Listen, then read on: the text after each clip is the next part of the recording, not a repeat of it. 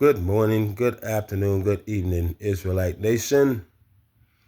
Okay, now, as far as all the drones and UFO sightings around the world and including this country here, I really hadn't familiarized myself with any of this stuff because as a child of Yah, his word says, though I walk through the valley of the shadow of death, I shall fear no evil. So I really just haven't been concerned about a lot of that stuff. But this weekend, I just thought I would take an in-depth look at some of the videos on YouTube that was talking about this stuff. So I did that, and I was like, wow, kind of amazed that so much stuff is really going on.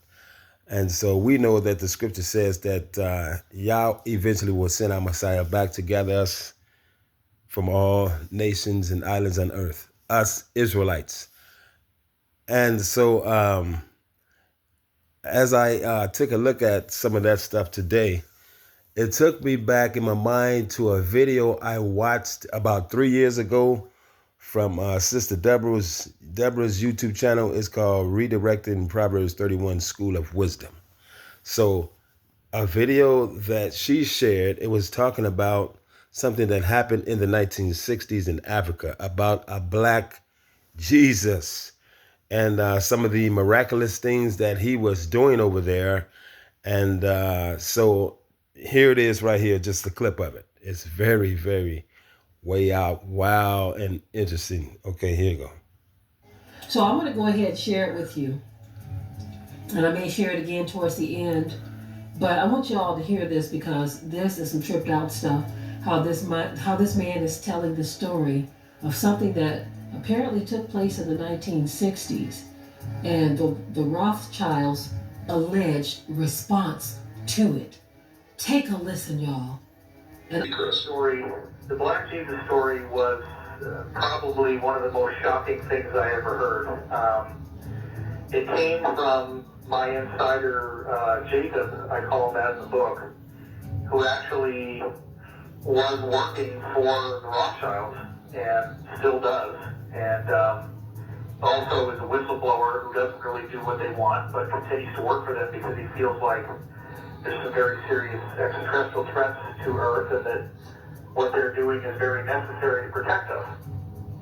So the story goes that in the 1960s, there was a black man in Africa who came in with abilities complementary to those of Jesus.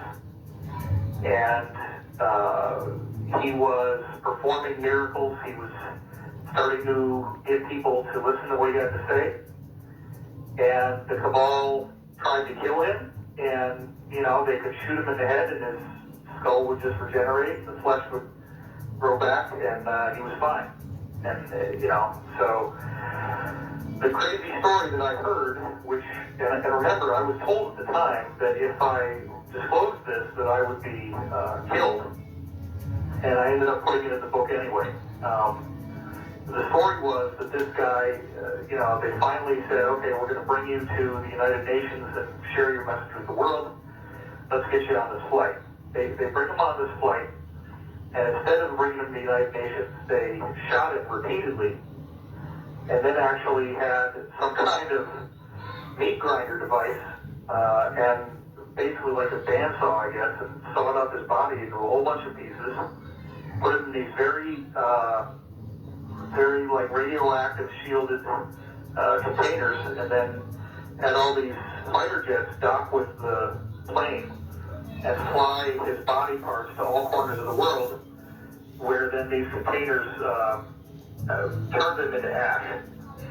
And they thought that maybe this would defeat him, like that his body somehow, the tissue was necessary.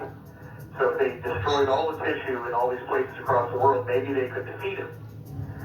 Well, he then regenerated in their offices and was fully fine, fully intact. But the sad part is that he said, you guys so badly do not want me to be here that I am not going to be able to do any more. You're going to get what you want, but bear in mind that in the future, many others like me will be coming, and when they do, you will not be able to stop us. Wow. Wow. Well, That's all I know. Unfortunately, there's nothing more to the story than that.